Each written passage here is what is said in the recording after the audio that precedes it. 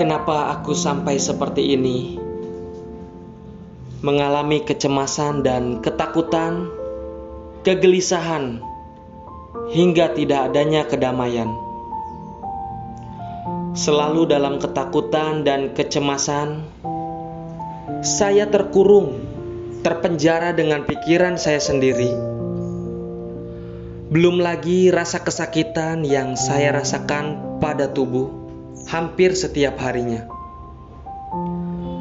Kenapa saya seperti ini? Kenapa bukan orang lain?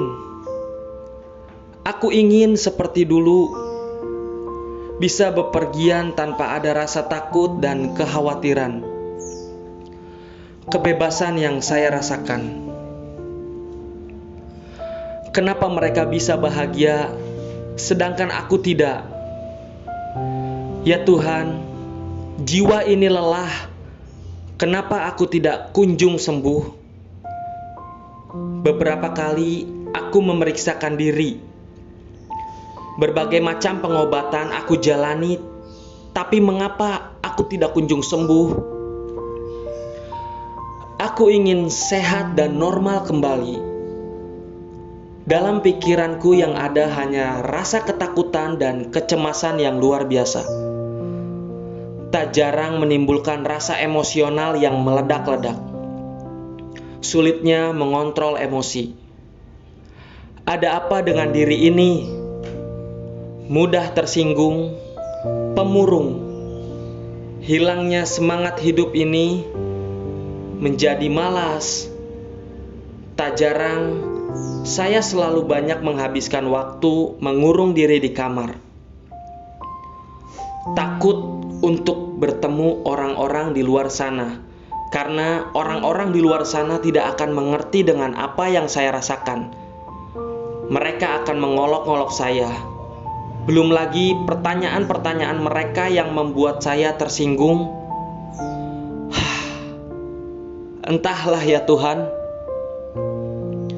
seakan-akan masalah terus berdatangan. Tiada henti dalam kehidupan saya. Saya menjadi pemurung dan penakut.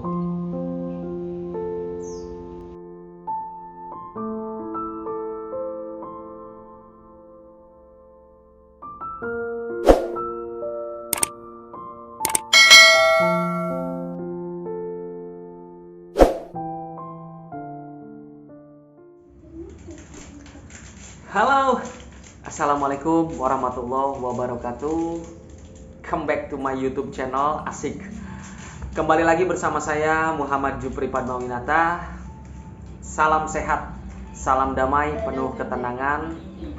Alhamdulillah, semakin hari semakin sehat, semakin bersemangat. Apa kabar untuk teman-teman semua? Semoga selalu dalam keadaan sehat, dimurahkan selalu rizkinya. Amin amin ya robbal alamin. Pada kesempatan kali ini banyak sekali yang bertanya kepada saya. Mungkin gak bisa disebutin satu persatu ya.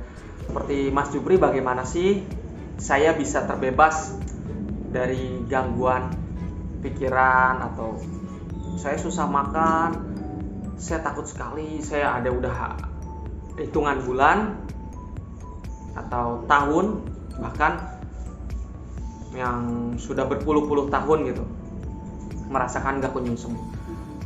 Kenapa sih gitu? Berbagai macam pengobatan sudah saya jalankan, seperti pengobatan-pengobatan alternatif atau dari sisi medis kedokteran, biasanya dibantu dengan obat-obatan, bahkan hipnoterapi sekalipun.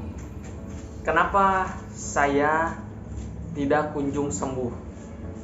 Itu pertanyaan-pertanyaan pada umumnya yang diberikan kepada saya. Kalau saya koreksi terus menurut pengalaman saya juga, kenapa saya menderita kurang lebih 10 tahun. Yaitu tadi, ada yang salah dengan diri kita. Ada yang salah dengan diri saya. Yaitu satu, poin pertama adalah rasa malas. rasa malas itu tidak ada daya juang, tidak ada semangatnya, menerima kondisinya saat ini ya seperti itu. Saya mah tidak mampu, saya mah orang sakit. Itu secara tidak sadar diri kita sudah melabeli diri sendiri, itu maksudnya, bahwa saya orang tidak mampu, atau saya mah orang sakit, saya mah orang nggak pede, saya mah orang minderan. Itu secara tidak sadar sudah melabeli diri sendiri gitu loh. Nah, itu rasa malas yang pertama, itu tidak adanya pergerakan. Ya, dia hanya nyaman di satu titik. Dalam arti kata ya zona nyaman. Seperti di rumah atau di kamar, lebih banyak mengurung diri. Karena tak jarang orang dengan gangguan kecemasan atau rasa ketakutan itu lebih banyak menghabiskan waktu di rumah dan di kamar. Memang saya juga dulu pernah merasakan seperti itu, karena saking takutnya keluar rumah, bahkan serangan panik yang luar biasa yang menyebabkan trauma-trauma pada akhirnya terpuruk, memilih untuk menghabiskan waktu di dalam rumah, di kamar tentunya. Lalu bagaimana bisa produktif gitu, sedangkan kita punya keluarga? Ya, mungkin banyak sekali yang mengalami stres berat seperti itu.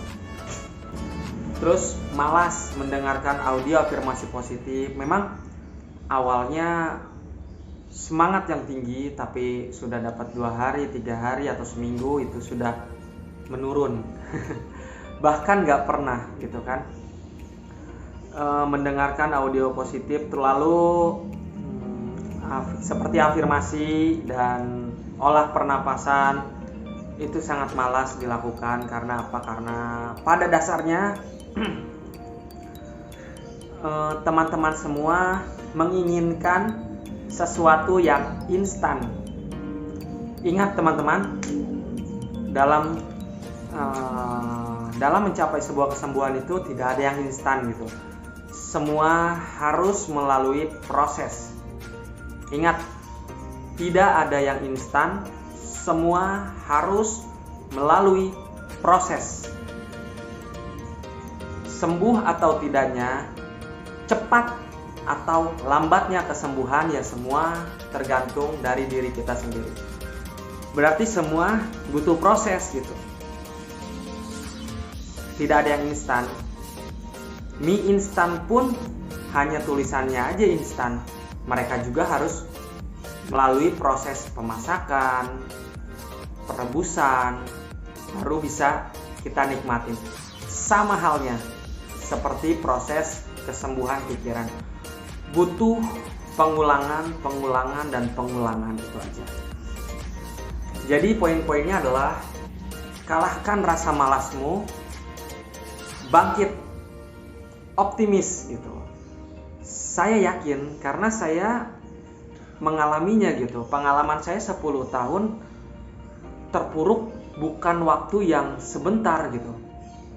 Tapi alhamdulillah saya mampu bangkit dan benar-benar saya tuh normal kembali. Nah, seperti itu teman-teman kira-kira. Saya selalu mendengarkan audio afirmasi positif. Banyak teman-teman yang saya rekomendasikan untuk memperbanyak mendengarkan audio afirmasi positif. Mungkin untuk awal-awal teman-teman yang baru mendengarkan biasanya suka takut. Mungkin ada yang sebagian yang langsung nyaman, tapi ada juga yang merasakan takut, merasa seperti kelayangan atau muter. Itu sebenarnya hal wajar. Tidak perlu takut. Harus ada pengulangan. Dengarkan lagi setiap harinya. Ada lagi, Mas Jupri, kok aku ngedengerin audio afirmasi positif, kok aku deg-degan ya, kok aku nggak nyaman ya. Aku tanya lagi, kok bisa ya? Seharusnya mendengarkan audio afirmasi positif itu menenangkan, membuat tubuh dan pikiran kita rileks dan nyaman. Ya, aku mendengarkannya katanya. Aku mendengarkannya pas aku panik. Wah, luar biasa. Salah besar. Dan itu satu contoh buat teman-teman. Ketika kita dalam keadaan cemas tinggi atau mengalami kepanikan, jangan mendengar atau lebih baik tidak usah mendengar audio afirmasi positif, karena pikiran kita akan bertambah kacau, akan ada suatu penolakan. Oke sahabat, jadi ketika kita mengalami kepanikan atau keadaan yang kurang mengenakan, usahakan kondisikan tubuh kita, jangan ada perlawanan.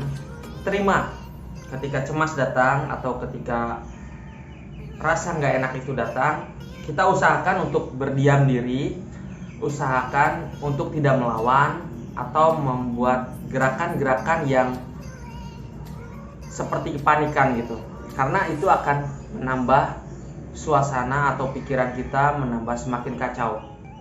Jadi ketika kecemasan datang atau rasa-rasa yang tidak nyaman datang dimanapun dan kapanpun, lebih baik kita berdiam diri, cari tempat yang nyaman, kita berdiam diri, karena sadari sahabat, rasa kecemasan itu hanya sementara gitu, hanya numpang lewat saja.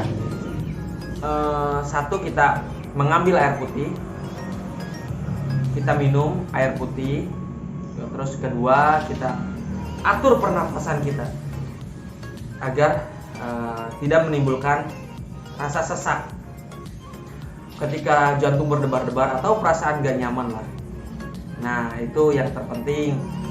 Jadi mendengarkan audio afirmasi positif lebih baik kita dengarkan ketika kondisi kita sedang santai, bukan pas ketika kita gak nyaman atau cemas tinggi kita mendengarkan audio afirmasi positif. Itu salah besar, karena bakal ada penolakan dan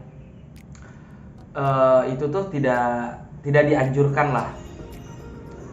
Jadi gitu sahabat, tips dari saya, ketika cemas datang atau rasa yang gak nyaman biasanya disertai dengan asam lambung, perut yang gak enak, aduh perutnya sesak atau begah, itu menimbulkan rasa yang tidak nyaman. Jadi ya itu, poin pertama ya kita istirahat, memposisikan tubuh kita senyaman mungkin dan serileks mungkin, atur pernafasan kita, minum air putih atau air hangat.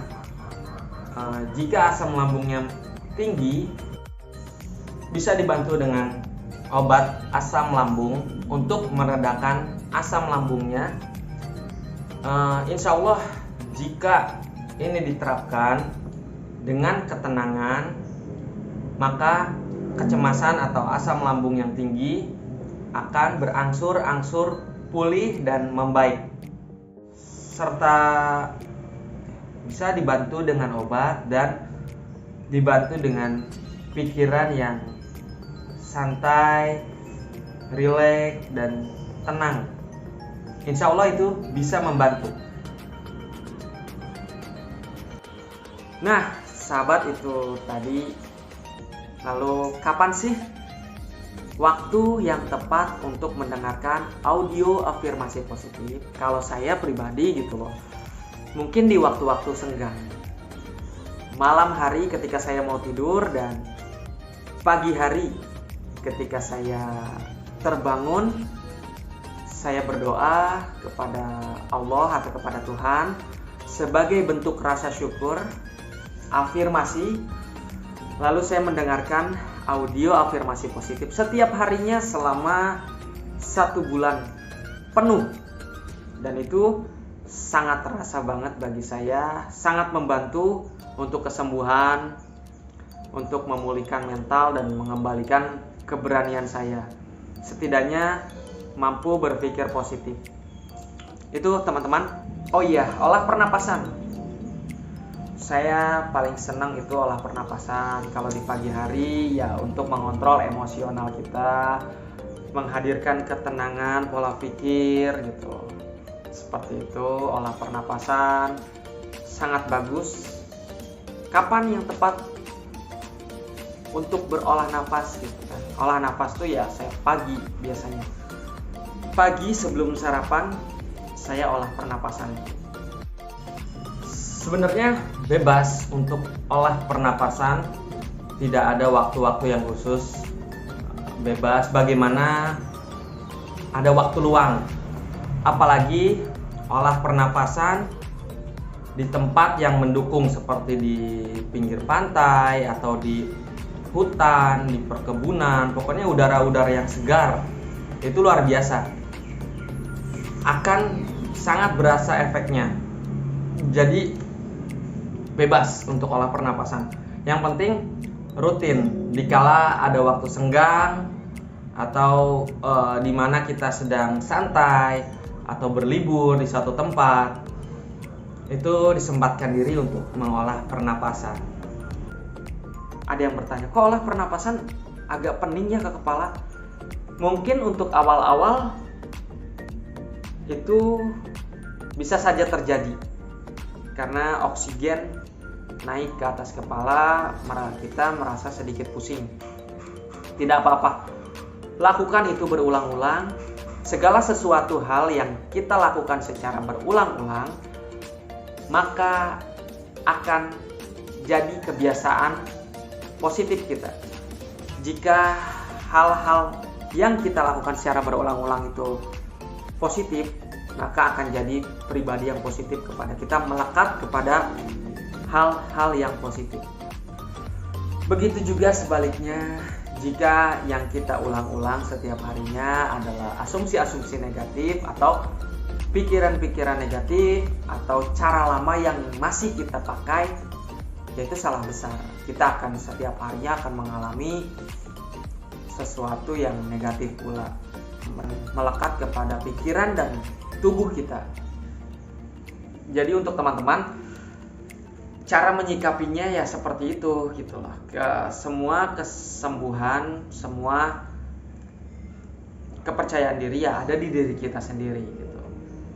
Cepat atau lambatnya kesembuhan ya adanya di diri kita gitu.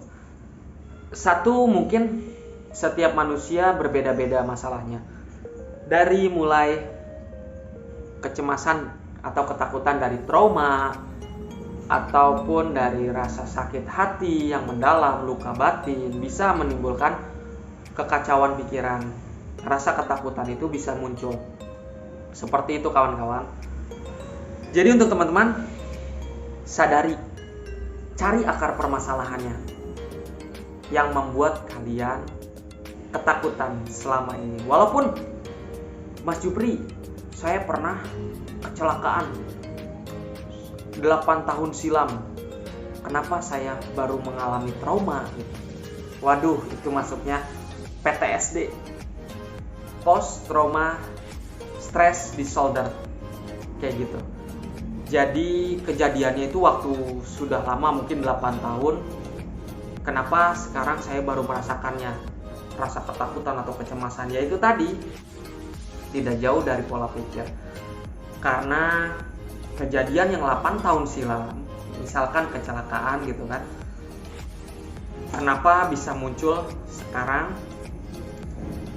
Satu, mungkin kondisi tubuh atau pikiran-pikiran sudah tidak menampung beban.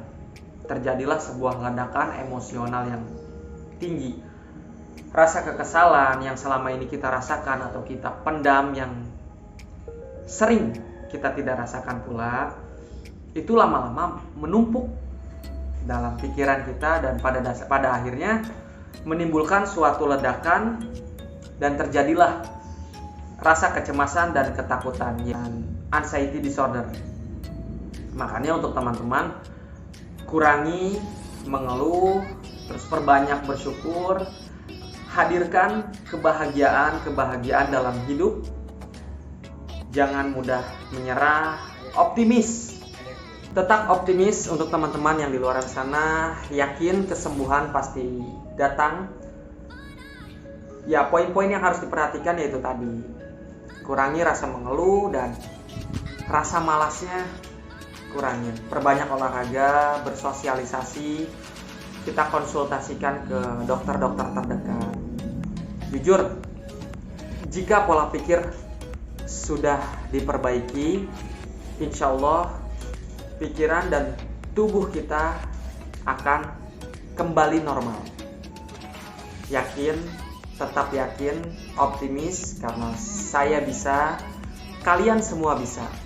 Oke sahabat, itu aja dari saya. Terima kasih sebelumnya untuk teman-teman yang sudah subscribe dan mendukung channel saya. Sehat selalu, damai selalu, tenang dan dimurahkan rezekinya. Oke, terima kasih. Salam sehat. Assalamualaikum warahmatullahi wabarakatuh. Bye-bye.